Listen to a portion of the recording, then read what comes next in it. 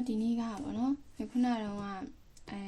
3ရက်မြောက် grammar ရဲ့အဆက်လေးဖြစ်ပါတယ်အဲ့တော့ဒီမှာဆိုရင်ခန်းစီကခုတ်တော်နော်စခိုင်းခတ်တာဆိုတော့သူကခုတ်တော်နဲ့နော်ရဲ့ပေါ့နော်ခွဲခြား3ပုံ3နည်းတွေကိုပြောထားတာအဲ့တော့ခုတ်တော်တွေနော်တွေဆိုတာနေ့တော့အရင်တုန်းက info မှာတော့တင်ခဲ့ဘူးတယ်မှာ verb dictionary ခုတ်တော်တို့ verb dictionary ခုတ်တော်ဆိုရင် verb ချင်းတို့ပြီးရင်လည်း verb dictionary not verb dictionary not ဆိုရင်လည်းပဲ verb ချင်းပဲနှစ်ခုလုံးကအဲ့တော့နှစ်ခုလုံးက verb ချင်းဆိုပေမဲ့ပေါ့နော်ဒီအရင်တော့ခွဲပြီးတော့မသုံးခဲ့ဘူးအဲ့တော့အခုကသူတို့ရဲ့ခွဲခြားပုံခွဲခြားနည်းလေးကိုပြောထားတာပါ verb ချင်းဆိုပြီးတော့ပြောချင်တဲ့နေရာတိုင်းမှာနေ့တို့ကနှစ်ခုရဲ့ကြိုက်တာသုံးဆိုပြီးတော့မှတ်လို့မရဘူးပေါ့အဲ့တော့ခွဲရမယ့်နေရာလေးက2နေရာရှိတယ်အဲ့တော့ပထမတစ်နေရာလေးကတော့ဘာကိုပဲသုံးလို့ရတဲ့အခြေအနေလေးလဲဆိုတော့ခို့တော်ပဲသုံးလို့ရတာverb ချင်းတော့ verb ချင်းပဲဒါပေမဲ့ verb dictionary not ကိုမသုံးဘဲနဲ့ verb dictionary ခို့တော်ဆိုတော့ပဲသုံးလို့ရတဲ့အခြေအနေလေးကဘာလေးလဲဆိုတော့ does ဆိုတဲ့ဟာလေးပါ does တို့ဒါမှမဟုတ်လည်းဒါတို့verb ချင်းဖြစ်ပါတယ်ကျွန်တော်ရဲ့ဝါဒနာကရေကူးချင်းဖြစ်ပါတယ်လို့ကျွန်တော်ရဲ့ဝါဒနာကစာဖတ်ချင်းဖြစ်ပါတယ်ဆိုပြီးတော့ချင်းဖြစ်ပါတယ်ဆိုပြီးတော့ဗောနော် does တွေဒါတွေနဲ့တခါတည်းတွဲပြီးတော့ပြောမယ်ဆိုရင်နေ့တော့ကခို့တော်ပဲသုံးလို့ရတယ် not ကိုသုံးလို့မရဘူးအဲ့ဒါပထမတနေရာလေးတတိထားရမယ့်နေရာပြီးရင်နောက်ထပ်တနေရာကတော့အိစာအုပ်ရဲ့နောက်စာမျက်နှာပါတယ်သူကကျတော့ verb ချင်း not verb ချင်းပဲဒါပေမဲ့အခုတစ်ခေါက်ကျတော့ not ကိုပဲသုံးရမယ် verb dictionary not ဆိုရဲ verb ချင်းကိုပဲသုံးရမယ် verb dictionary ခို့တော်သုံးလို့မရဘူးအဲ့ဒါကဘယ်လိုနေရာလဲဆိုတော့ဒီလိုမျိုး verb လေးတွေတွေ့ရင်မိတို့မြင်ရတယ်တို့မြည်တို့မြင်ရတယ်ပေါ့နော်မီးတို့ကြည့်တယ်တို့မီးရဲတို့မြင်ရတယ်နာဂမဲတို့ငေးကြည့်တယ်တို့ခိခွဲတို့ကြားရတယ်ခန်းကြည့်တို့ခံစားရတယ်အမဗတ်နေတာကိုဗတ်နေချင်းကိုမြင်ရတယ်ဗတ်နေချင်းကိုငေးကြည့်တယ်တို့ဗတ်နေချင်းကိုကြားရတယ်တို့ဗတ်နေချင်းကိုခံစားရတယ်အဲ့လိုပြောတဲ့အခါမျိုးမှာတော့ verb ချင်းဆိုတဲ့ဟာကို verb dictionary not ဆိုတဲ့ဟာကိုပဲသုံးရမယ်ခို့တော်သုံးလို့မရဘူးပေါ့အဲ့ဒါလေးကသူတို့ရဲ့ not နဲ့ခို့တော်ရဲ့ခွဲပုံခွဲနည်းလေးအခြားနေရာတွေမှာတော့ verb ချင်းကိုကြိုက်တာကိုသုံးလိုက်လို့ရတယ်ဒီနှစ်နေရာလေးမှာပဲတစ်ခုကခို့တော်ပဲသုံးရမယ်တစ်ခုကတော့ not ကိုပဲသုံးရမယ်ပေါ့အဲ့ဒါဆိုဒါဒီ grammar လေးကအဲ့ဒီဟာလေးကိုပြောထားတာပါအောက်ကတော့လှေတို့ပုံမှန်တိုင်းပဲ grammar pattern လေးတွေပြန်ကြည့်မယ်ပထမဆုံး grammar pattern လေးကဘာလေးလဲဆိုတော့ခို့တော်ကအာရုဆိုတဲ့ grammar pattern လေးပါ B လေးမှာပေးထားတယ်ခို့တော်ကအာရုခို့တော်ကအာရုဆိုတဲ့ grammar pattern လေးကဘာလဲဆိုတော့လေးရှိတယ်ဆိုတဲ့ဟာလေးပါလေးရှိတယ်သူကအလေးအထတွေကိုပြောတဲ့အခါမှာသုံးတာမျိုးပါကျွန်တော်ငယ်ရဆိုရင်ဘာလုပ်လေးရှိတယ်တို့ကျွန်တော်ကမနက်တိုင်းလမ်းလျှောက်လေးရှိတယ်ကျွန်တော်ကညနေတိုင်းရေချိုးလေးရှိတယ်အဲ့ဒီလိုမျိုးပေါ့အလေးအကျင့်တွေကိုပြောတဲ့အခါမှာသုံးတယ်အဲ့တော့ခို့တော်ကအာရုဆိုပြီးတော့သုံးတယ်လို့တစ်ခါလေကျရင်ကဆိုတဲ့ particle လေးနေရာမှာမိုးဆိုတဲ့ particle လေးကိုလည်းပြောင်းသုံးတတ်တယ်အဲ့တော့ဘလို့ပဲသုံးတူတာကတော့အတူတူပဲအဲ့ဒါကိုမှ verb လေးရှိတယ်လို့ပြောခြင်း verb dictionary ခို့တော်ကအာရုဒါမှမဟုတ် verb dictionary ခို့တော်မို့အာရုverb လေးမရှိဘူးလို့ပြောခြင်းရတော့ verb 9 ဖောင်နဲ့သုံးပါတယ် verb 9ခို့တော်ကအာရု verb လေးမရှိဘူးဒါမှမဟုတ်လဲ verb 9ခို့တော်မို့အာရု verb လေးမရှိဘူးဆိုပြီးတော့ပြောတယ်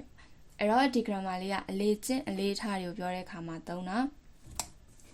အဲ့ဒါဆိုရင်ဒုတိယ grammar လေးကတော့ဗာလဲဆိုတော့ခို့တော်ဝါ9ဆိုတဲ့ grammar လေးပါသူက verb dictionary ဖောင်နဲ့တွဲသုံးပါတယ် verb dictionary ခို့တော်ဝါ9ဆိုတာလေးကကျတော့ verb စရာမလိုဘူးဆိုတဲ့ grammar pattern လေးပါ verb စရာမလိုဘူးမတော့တကူးတက်ကပေါ့နော်ထွေထူးထူးလှုပ်စရာမလိုဘူးဆိုပြီးပြောချင်တဲ့အခါမျိုးတွေမှာသုံးတယ်ဥမာစာမေးပွဲကမခက်တဲ့အတွက်ကြောင့်ရှင်းပိုင်းစုခို့တော်ဝါ9စိတ်ပူစရာမလိုပါဘူးလို့နေမကောင်းတာပေါ့နော်တာထာနော်ခါစဲတာခါရပြောအင်းရဲ့အခုခို့တော်ဝါနိုင်ပုံမှန်အေးမိဖျားနာတာလေးပဲဖြစ်တာကြောင့်စေးရုံသွားစရာမလိုပါဘူးစသဖြင့်အဲ့လိုမျိုးအခြေအနေလေးတွေမှာသုံးပါတယ် dictionary ခို့တော်ဝါနိုင်ဆိုတဲ့ဟာလေးပါအဲ့ဒါဆိုရင်ဟိုဘက်ကအပေါ်ဆုံးကတော့ခုနကပြောလိုက်တဲ့ not ကိုပဲသုံးရမယ့်ဟာလေးပေါ့နော်အဲ့တော့ B ကနေစကြည့်မယ်B grammar လေးကနေ့တော့အတစ်တော့မဟုတ်ဘူးဒီဘက်ကဟာတွေက info မှာတော့အကုန်လုံးသင်ခဲ့ဘူးလားnoni ဆိုတဲ့ grammar pattern လေး noni ဆိုတဲ့ grammar လေးကဖို့ရန်အတွက်